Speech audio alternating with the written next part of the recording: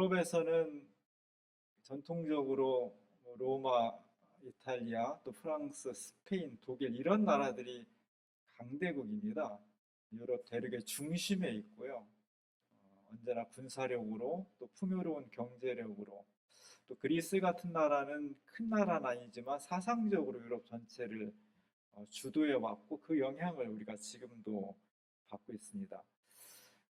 거기에 비하면 영국이란 나라는 사실 섬나라로 유럽 대륙부터 이렇게 떨어져 있기 때문에 어, 강대국의 위치를 차지하지는 못했고요. 그래서 영향력을 많이 끼치지는 못했습니다. 19세기에 와서 산업혁명이 영국에서 일어나고 또 전 세계로 식민지를 개척하면서 영국의 그 영향력이 전 세계로 펼쳐지게 되었고 특별히 20세기는 미국의 세기였는데 그 미국이 영국의 영향 식민지로부터 독립을 한 나라였기 때문에 이후로 이제 19세기 이후로 20세기 오늘날까지 영국과 미국식의 사고방식과 생활 패턴이 우리에게 깊은 영향을 주고 있습니다. 그 중에 영국에서 발생한 철학, 공리주의라고 합니다. 최대 다수의 최대 행복이라는 것으로 요약되는 사람이 어떻게 살아갈까? 어떤 가치 판단을 내릴까? 다른 것이 아니라 얼마나 많은 사람에게 얼마나 많은 쾌락과 행복을 주느냐가 가장 중요하다는 판단 기준이 된다는 거예요. 이런 공리주의, 나중에 실용주의 이런 것들이 오늘날 우리 삶에 굉장한 영향을 끼치고 있고 지금도 우리는 그 영향권에서 살아가고 있습니다. 아주 많이 인용되는 그림 중에 어떤 사람이 선로를 바꿀 수 있다면 내가 기차가 막 달려오는데 내가 지금 선로를 바꿀 수 있다면 이쪽으로 바꾸면 한 사람이 죽고요. 저쪽으로 바꾸면 네 명이 죽어요. 기차를 막을 수가 없습니다. 어떤 게 선인가 하는 게 아주 많이 질문되는 거예요. 여러분 같으면 어떤 쪽으로 바꾸겠어요? 기차가 어느 쪽으로 달려가게 하겠어요? 안타깝지만 한 명 있는 쪽으로 갈 수밖에 없는 거죠. 네 명 죽는 것보다는 한 명 죽는 게 희생을 최소화하는 거니까. 이게 이제 공리주의의 가장 기본적인 입장입니다. 다수의 행복, 많은 사람의 행복을 선택하는 것이 최소의 희생을 선택하는 것이 선이다. 이런 입장이 우리 사회 전체에 스며들어 있습니다. 문제는 이것이 가지고 있는 치명적인 약점은 그렇게 하다 보니까 모든 가치 기준이 양적인 게 되는 거예요.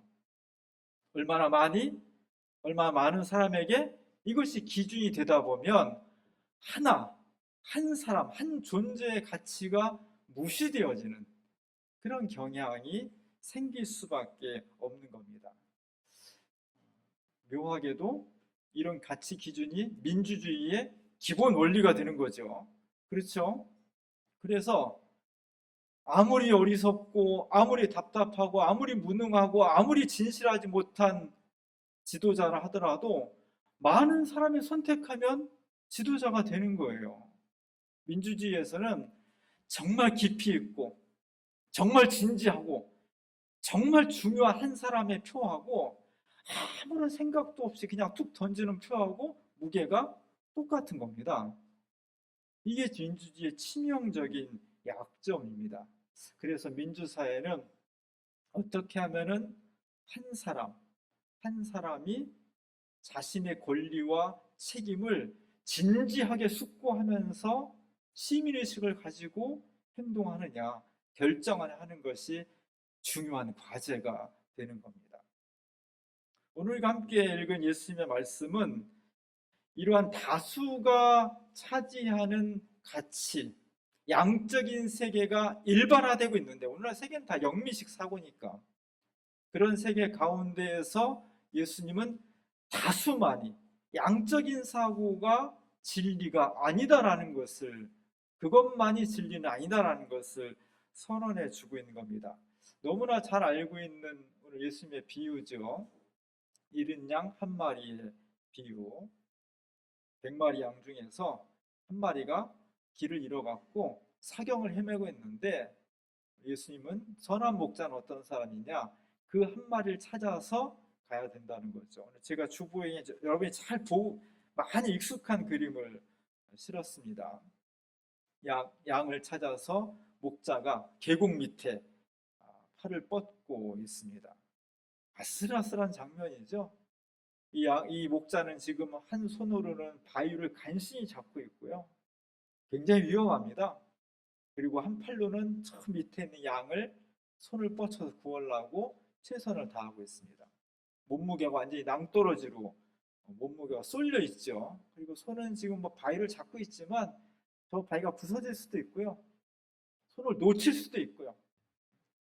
몸무게 삐끗 잘못하면 그냥 천길 낭떠러지로 떨어지는 어마어마하게 위험한 상황을 지금 겪고 있는 겁니다. 왜 이 목자는 이런 상황을 몸소 겪을까요? 딱 한 가지 이유죠. 잃어버린 양을 찾기 위해서. 이 양은 이유는 모르지만 어쨌든 물 위에서 떨어져 나와가지고 길을 잃어버렸고 어찌 하다 보니까 낭떠러지에 간신히 지금 이렇게 몸을 의지하고 있습니다. 힘 떨어지면 물러 떨어져 죽는 거고요. 오로지 이 양은 자기가 구원받기 위해서는 이 모든 초점과 감각을 다 목자한테 맞추고 있습니다. 말은 못하지만 저 눈빛은 저 놓지 마십시오. 저를 포기하지 마십시오. 목자께서 나를 꼭 잡아주셔서 저를 반드시 살려주시고 구원해 주십시오. 뭐 이런 눈빛입니다. 구원은 오직 목자에게만 온다는 것을 볼 수가 있습니다. 사실 이 상황은 실제 상황은 아니겠죠. 저런 자세가 나오겠어요. 그러나 이제 화가가 가장 극대화시킨 거지, 위험을. 위험은 단지 낭떠러지만은 아니었습니다. 저 하늘 위에는 지금 계곡의 지배자인 독수리들이 지금 몰려오고 있습니다. 우리는 독수리를 잘 못 봤어요. 동물의 왕국 같은 데 보면 독수리가 정말 무서운 거예요. 크기도 크고 날개 펼치면 2m 이상 가고요. 그 부리 같은 거 보면은 우리가 보는 뭐 까치 뭐 이 정도 부리가 아니에요. 뭐 이만해요. 그리고 발톱을 보면 발이 엄청나게 굵고 튼튼하고 발톱이 양이나 심지어 늑대까지도 살을 파고들어서 죽일 수 있는 그런 맹금입니다. 뜯어먹는 것도 보면 잔인해요. 산채로 뜯어먹어 버리니까 죽이지 않습니다. 산채로 뜯어먹어요. 얼마나 고통스럽겠어요. 저런 양 같은 거는 독수리가 찍으면 들어 올렸다가 공중에서 떨어뜨려 버려요. 그럼 뭐 죽는 거죠. 그 죽은 걸 다시 끄집어와서 자기 새끼들한테 먹이는. 그 독수리들이 지금 쳐들어오는 거예요. 잡아먹으려고. 어느 것 하나 녹록치 않은 정말 위험한 상황입니다. 이 상황에 목자가 선한 목자라면 당연히 그 잃은 양 한 마리를 찾기 위해서 가야 된다는 거예요. 실제 그랬을까? 여러분은 어떻게 하겠어요? 여러분이 목자인데 99마리의 양을 두고 한 마리를 찾아서 간다? 예수님이 진짜 그랬을까? 진짜 예수님이 100마리 치는데 한 마리 때문에 99마리를 들판에 내버려 두고 거기 막 늑대가 왔다 갔다 하고 갔다 와서 보니까 한 마리는 구했는데 한 50마리가 죽어 있다면 이게 옳은 걸까? 그런 의문이 들죠. 저는 그렇게 안 할 것 같아요. 할 수가 없죠. 그러나 예수님께서 이 말씀하신 것은 모든 예수님의 비유는 누누이 말씀드린 한 가지 초점이 있어요. 이걸 통해서 말하고자 하는 핵심 이유가 있다고. 그건 뭐냐면 예나 지금이나 항상 다수에 의해서 양적인 사고라고 양적인 가치관이 세상을 지배하는 사회 속에서 자칫 묻혀버리기 쉬운 하나의 존재, 소수자, 약한 자, 그런 사람들의 인권과 생명과 소중함을 무시하지 말아야 한다는 거죠.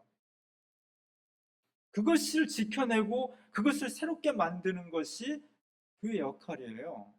특히 민주주의 사회에서는 다수가 의해서 모든 것을 결정해버리고 소수가 항상 밀리고 무시되는 경향이 나타날 수밖에 없습니다.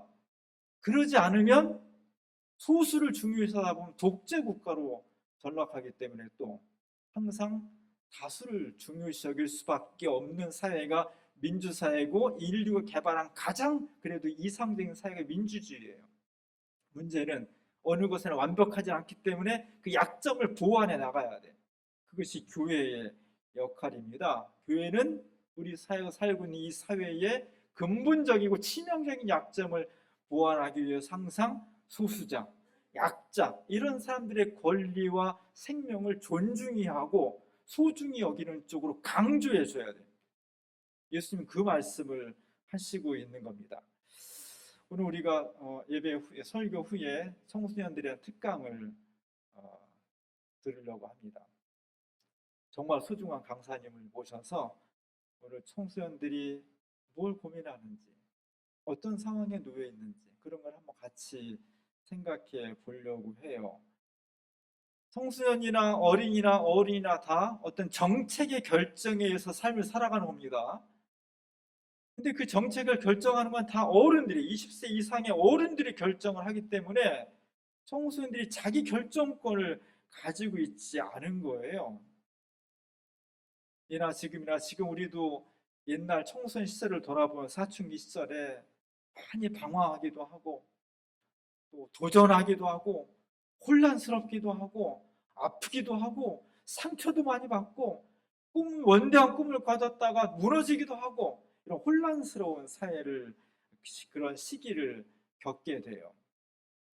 몸은 막 성장하는데 정신적으로는 쫓아가지 못하는 부분도 있고 경험이 많지 않기 때문에 무엇이 옳은 것이고 선한 것인지를 판단하기 어려운 경우도 있고 가정에서 학교에서 사회에서 압박을 받는 경우도 있고 이런 모든 것들을 내면으로 충돌하면서 아픈 시기를 겪고 있는 것이 청소년입니다. 우리 교회가 내년 3월 1일 창립 50주년을 맞이해서 지난 3월 1일부터 1년 동안 지금 프로젝트를 가동을 하고 있습니다. 50년 동안 해온 선교 사역에 대한 성찰하고 정리를 하고 다음 50년을 뭘 선교 과제로 삼아야 될까? 그 논의를 여러분 스스로가 다 지금 고민을 하고 있는 거예요. 여러분들이 뽑은 여러 가지 주제 중에 하나가 앞으로 50년 동안은 청소년에 대한 관심과 열정을 가지고 교회가 해야 된다. 그런 걸 정하셨습니다. 정말 감사하게도 우리 교회 청소년부가 사실 몇 명 안 되는데 옛날에는 우리 청소년 때는 교회에 청소년들이 버글버글 했거든요. 지금은 별로 없어요. 그런 가운데서 우리 선생님들 네 분이 정말 열심히 성심을 다해서 청소년들을 잘 돌보고 교육하고 있습니다.